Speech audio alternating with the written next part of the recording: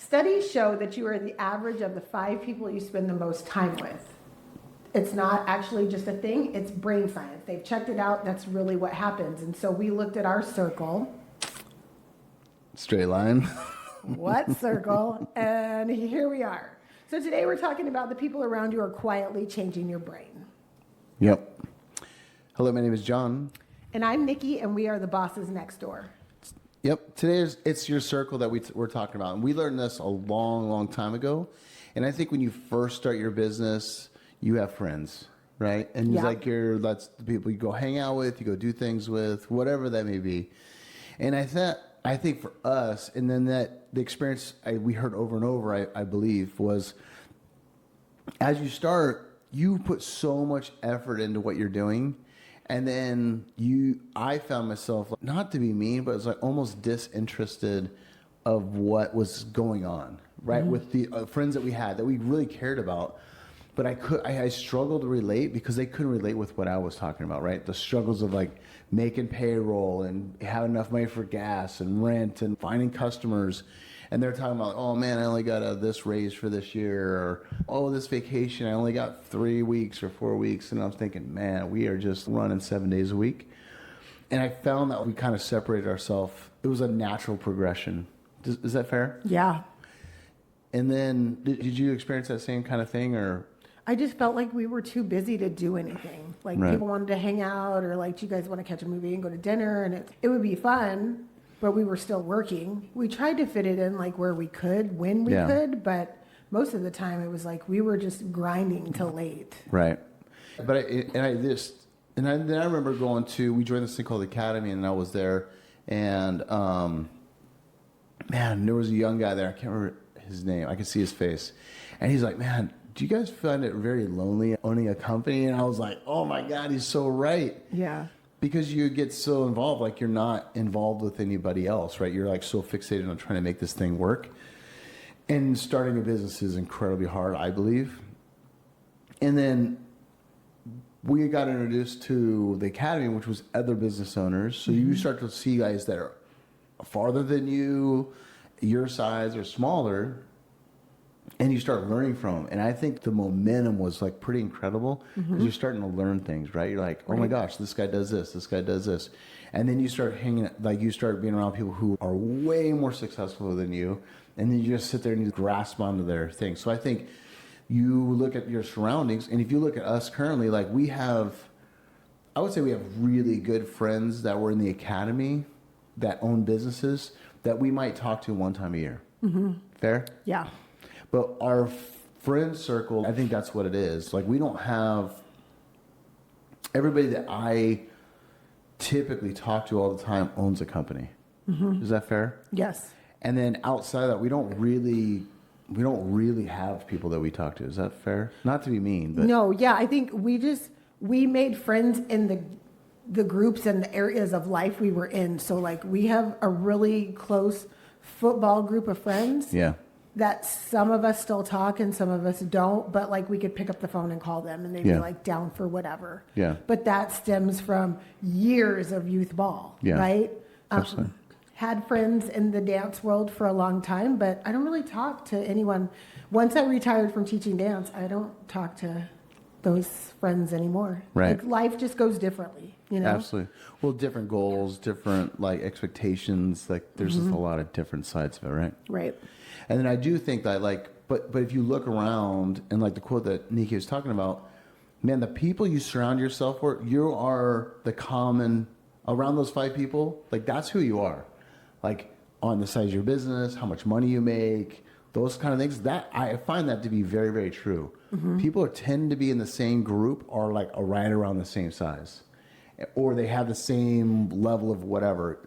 It's you. I feel like you want to be in the room that you're the smallest, or you're like, because then to help propel yourself to get up to where you're trying to go. Right. Is that fair? Yeah, it's actually one of the facts that we're going to go over. It says income follows your circle. Oh, absolutely. Right? And so it's like not a coincidence, but your income tends to be within 10 to 15% of your 5 closest friends. Yeah. I believe that 100%. If you look at who we hung out with, like who we were around when we were small. Man, when we were scraping by and had no money? Okay, yes. Look at the Right. people we were scraping by and we had no money. Well, I still know some of those guys that hang out with that were here locally, not in that group. Mm-hmm. Look at where we're at today and look where they were at still. Mm-hmm.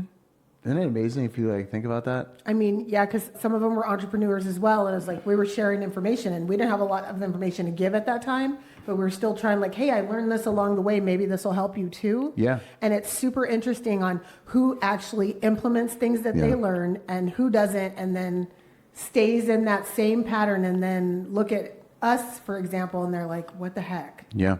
How did you? Yeah. Because we're consistent, we stay the course, right? Yeah. And make it happen. And it's not overnight, right? Well, we get comments like, oh, wow, you guys did this overnight. That's 14 years, right? Yeah. But it's 14 years of don't be comfortable with what's in front of you. You need to challenge yourself to what's past that, right? And it's not always the size of the business. Sometimes it's how much net profit you have, the type of customers you have, the type of employees you want, to bring in your circle, right? All of those things, those could be factors of leveling up, right? Mm-hmm. We met people who have incredibly profitable businesses that are small. Yeah. But there's just prints money. And then we know companies that are large, massive companies, and they do good. They're not, I wouldn't say they were great net profit wise, but they're massive companies. They're known everywhere. And it's wow, it's pretty impressive. They really figured out this blueprint. Mm-hmm. And then we've known some large companies that do very, very well. So I think there's all of what you're kind of going for, right? I believe that we're not the type of people who are flaunting and look at us now, right? Mm-hmm. Now, granted, Little John's, we want to dominate our area. We want to be the go-to in our space. Right. But I don't know if I really care if I'm known nationally. We're known from podcasts we've been on and stuff like that. But mm-hmm.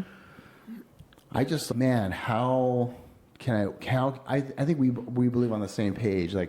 How can we carve the best life out for ourselves, but with the people that we're with, right?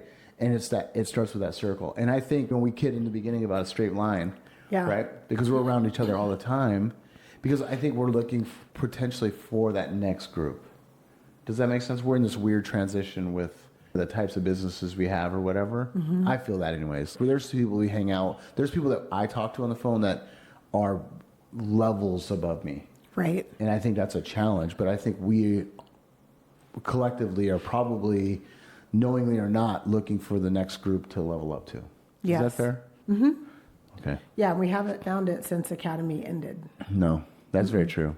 Yeah, so what you said is right. We have friends from that group that we could pick up the phone and be like, hey, question, let's talk it out. And they'll hash it out with us. But at the end of the day, what's the next group? We got to figure that out. Yeah, because I think as much as Nikki complains about it, she goes and will gather a lot, right? She really, it's very, and Nikki and my style is different. I'll go in there and talk, and I want to ask all the questions. Talk. You just yapping. Nikki will kind of take the approach, she's very sweet, but you watch, she really, I watch Nikki really listening in on what people are talking about. You'll really kind of digest what is really being said there, right? And that part is really, it's awesome because we learn in two different ways. Mm-hmm. But to watch you really kind of hey, did you hear what he was talking about? Do you understand this and this? And that's it sounds corny as all get out, but we've had many times, especially when we're in that group, we would go back to the hotel and just talk about, man, I met this person, and did you hear about this? And we just kind of debrief with each other, which is really awesome, mm-hmm. And I think that's just a form of us trying to level up. Yeah, you're really good at extracting information and tell me more and really and how. And I'm I'm the note taker. I got all of it. You get them to talk and I'll get the info. Yeah. Yeah. Absolutely. Mm-hmm. Well, because people want to hear themselves talk, right? And and I'm genuinely interested in how people figured that, whatever that is, out. Because that's a cheat code. If we can get it, then how did you do it? What do we used to call them? We call them nuggets. Nuggets, yeah. Yeah. So get a nugget. Man. Go to a conference and get all kinds of nuggets. Just make sure you have enough time and team to implement so you can make those things happen. Absolutely. Yeah. Absolutely. So this also says that stress is contagious. One anxious person in a room is going to change the whole dynamic. Yeah, stressed out person, you can feel it when they come through. Fair? Yeah. Especially like with our field teams, one person being off outside can trigger like everyone. It's just if one person is like stressing about whatever it is. It's hot. Life I don't have or the right whatever. equipment, something, and then, wait, I don't have that equipment either. And then it just trickles. Like, what? Like, it's a little thing that can turn into a big thing out of nothing. Right. Yeah. Absolutely. So. Or like if you look at the big picture, right? Like it's stressful, but like they're looking at you as the owner or the leader to like, how are they handling this situation currently? We're pretty good at that. Yeah, I think so. For the most part, I think we're pretty good. Yeah. Mm-hmm. Yeah. It doesn't always feel like we're very good, but like we're like freaking out inside. Yeah. It's fine. It'll be okay. We'll figure it out. That's right. Yeah. So what do you think about this? It says that loneliness kills faster than obesity. Oh, I believe it. Just by being lonely. It says isolation has the same mortality risk of smoking 15 cigarettes a day. That statistic's pretty crazy. It is, yes. But I think humans are herd type people, right? We're meant to be in groupings, in a community. Yeah, thank you. Yeah. And I don't know. I like being by myself. Hey. Not all the time. It just depends what it is. Right. Yeah. That is interesting, like smoking all the cigarettes, just being alone. Yeah. Ambition is contagious too. The same way that stress transfers, so does drive. I totally believe that, because when you're like, we're going to do something, we're going to get it done, you may not know how we're going to do it, but that's the goal, then I buy in and I'm like, okay, that's the goal. So whatever we're talking about with our teams, you've already set the goal, then we're all going to just emulate, that's the goal. Well, look at what we're doing right now with some of the software that we're messing with, right? Right. Already it's taking things off our plate. And we're like, okay. And then we have bigger goals. Okay, now we're working on this. We're working on this. And it's like we're starting to build this like playbook on how we're going to get through this whole thing. Mm-hmm. Each company, right? Like how do we make it a better, right? It's not about replacing people. It's about making their jobs more efficient and making it like so their task is easier for them. That is a big undertaking, but yeah. Well, it's like we have all the SOPs, but at this point in the game, it's like, okay, how do we tweak them and make everything better so it's even easier and more efficient for all of our teams? Yeah, you don't want one person to have all in their brains in case something happens, they leave or get sick or whatever. Mm-hmm. It needs to be, so it's like these SOPs are explained very, very, so it's a plug and play. That's how I see it. Yeah. And I think it's incredible. I think like, just have them recorded as they go through each process. I'm like, genius. Like, yeah, because now you're in you're not sitting there at the desk like, well, I would do this and I do this. It's like, just turn it on and go. Start recording and do your work. What do you do? Yeah. How long does it take you? Right? Yeah. What are the extra steps you're doing that somebody else may look at that SOP video and go, oh, wait a minute, you can do this, this, and this without clicking those buttons. Now it just became training material and it just makes it better, right? Yeah. Exactly right. It's going to be so good when we have it done. Yeah, absolutely. So. And we've already clocked on some stuff. So it's like that part is really, really interesting. So I appreciate you believing in me, but like it's not. Yeah, taking the charge is not always fun either because people look at you like, what are we doing now, right? It's like you just give the directive of, this is what I want to happen. How are we going to get there? I don't know. What are we going to use? We don't know. Yeah. I just want to get there. Okay, we'll figure it out. We'll come back to you with some details. Yeah. Is that what you had in mind? Yeah. I think the team is very forgiving on that part. It's okay. Yeah. They're all self-starters for the most part. Yeah. So anyways, it's just saying like when we look at our actual circle, like if we drop the science, do you see a time where you maybe mirrored other people's behavior? I think a funny one for me is whenever we talk to Melissa, who does our training at Caldwell, she is the sweetest and has the best Southern accent. Yeah. And after we meet with her, I want to say, like, and laugh and just get into it. And it's funny because I just hear her doing it and I love it because I think it's just the sweetest accent. Yeah. Her and Maddie. Maddie has got a good one too. Yeah. And it's easy to not think about it, but then you kind of like, oh, wait, did I just say that and it sounded Southern? Yes, I did, Well, she said something about her kid being a little hellion. Hellion, yeah. In the sweetest way. It's like, dang, man. Yeah, no, I get it because we have one of those too. Yeah, absolutely. Yeah. So can you think of a time like when maybe you picked up on some behaviors I can think of when you were riding motorcycles with that group. I think you were like picking up some of those behaviors at that time, and that was a long time ago. Long time ago. Well, I was young, right? I was young. I decided I rode with some young guys, but also I ended up starting riding with guys who were much older than me, and it was way better. Very colorful people, I think, right? Is that fair? Yeah. But like, there was no gray area how they felt about you or anybody else. It was very clear.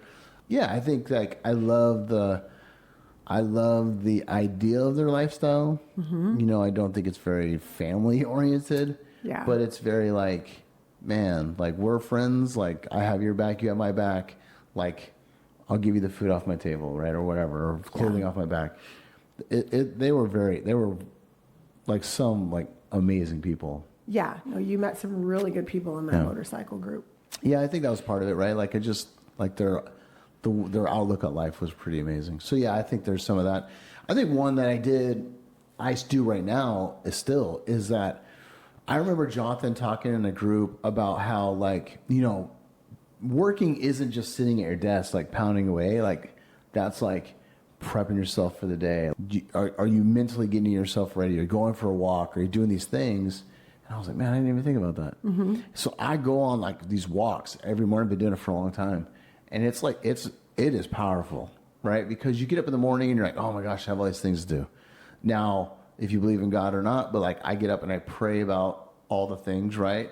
And then I just like, okay, what's happened? What's happening? What's the plan? What's the goals, right? And just like reassuring like myself. I talk to myself during that time quite a bit. And it's like, it's building that that confidence. Does that make sense? Or, yep, I'm on the right track. I made decisions that I felt were pretty big because I'm away from everybody. My phone's on silent. I mean, it's freaking early in the morning anyway. It's not like somebody's calling me right now. But I was also on my way because like just knowing that I made some big decisions like, you know what, this is not the right move. Right? You get away from the noise. And you're just like having that honest conversation with yourself. Like, hey, we're going to do this, but this is going to happen. This. So I think that's a big one that I've picked up from Jonathan. Is just being very disciplined on preparing yourself and not have to be at the desk like doing it. Right. You? No. Yeah. Would you have any disciplines or anything that you picked up from people? I mean, there's a lot of different things I try to incorporate regularly. Yeah.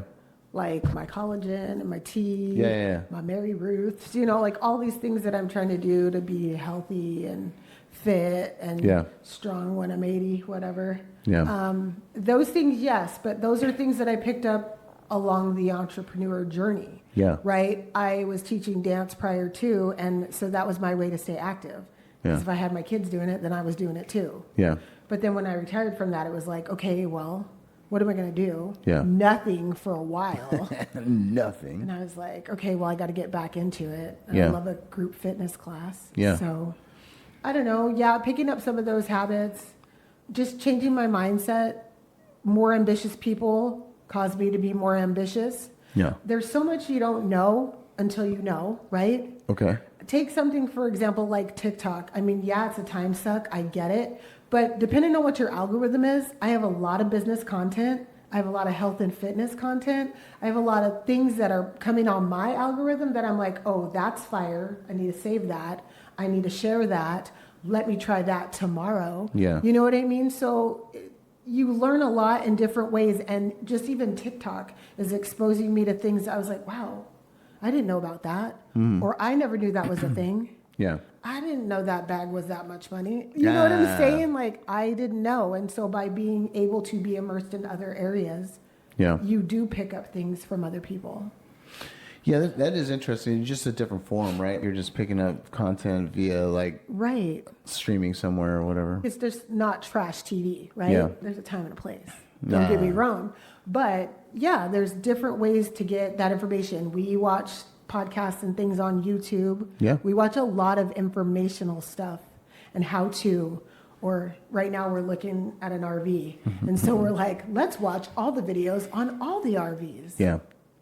Yeah, I'm not a big let's read a book, right? I have a book at the house that I'm going to continue to start so I can get through. But I almost prefer like short content, like from like the big names, because I just feel like I can get little pieces of it here and there. Submerging yourself into a book, I feel like I struggle with that. I've always struggled with that. But like I still get a lot of my content from like 5 for 50, some of these people that 550 is like a podcast YouTube channel, but and just short content, or I'll watch some stuff and I'll listen to it kind of as I'm doing stuff in the background, and like just so just leave my mind open to picking it up, right? Yeah. And there's certain people when I meet or I know if they're talking, I stop and listen. Right. I'm like, because he's been there, done that, or she's been there, done that. They deserve my respect to listen what they have to say. Mm-hmm. And I think too often people don't do that, right? I think in a lot of those settings where you're at like conference or something where people are there and you're there to learn, there's so much of the, look at me, I've got 7 trucks. Look at me, I got 20 trucks. Like, okay, but we're all here to learn. So are you there to puff your chest, or are you there to get the information so that you can be better? Oh, absolutely right. You know what I mean? So there's a combination of both. And it's okay to listen and hear what people are saying. And it's all relative. We don't know their market. We don't know their pricing, like all of those things. But I want to meet the people, like you said, who are doing better than us, that have something to give that tells us, okay, we're on the right track, but we can also elevate by. Yeah. Well, we went to that lawn and landscape tech conference right now. I was invited there by a vendor. There were some people we were meeting for a software company. I was there for a reason. And there's a gentleman, I won't mention the name. They own a $60+ million landscape company here. And I've seen him talk before, or those kind of things. He's kind of if you know who he is, you know who he is. And I said hi to him a couple times in passing. And he stopped, said hi to me. And I think we talked for 10 or 15 minutes. And it was like, that was awesome. I told, I think I messaged you after. I was like, oh my gosh, I just met this person. And super, super nice. Been in landscape 50 years, right? Man, he was talking.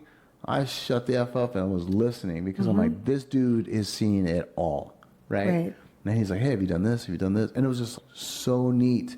And then the next day, he came back around and stopped and said hi to me. And I was like, oh, that was really nice. But I think, this is just my observation, I think that you said it it's just a second ago.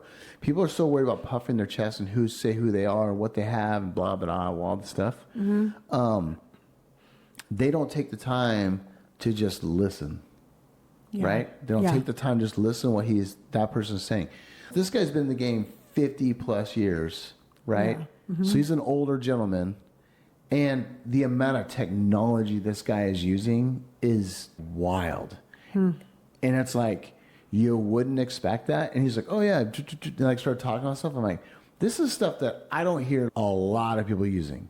And this dude is trying to integrate this right now. And that part was impressive to me, right? Right. But you're right. People are too busy talking around like, I got 4 trucks. And I'm like, how many people does that turn off, right? When you're talking that way, and then you don't even know who you're talking to, because you're just comparing at that point. And then you walk away and you don't even know the person you talked to has got like a $20 million company and could have given you a ton of insight. But you turned them off by puffing your chest. You know what I mean? Oh, okay, exactly. I talked about that gentleman who sold his company. Yeah. It wasn't a huge company. It was 7 figures. So it's under $10 million. That's still amazing. His exit was incredible. Incredible. I was like, say what? And I just stopped. And I watched so many people, yeah, how you doing, man? And just wander off.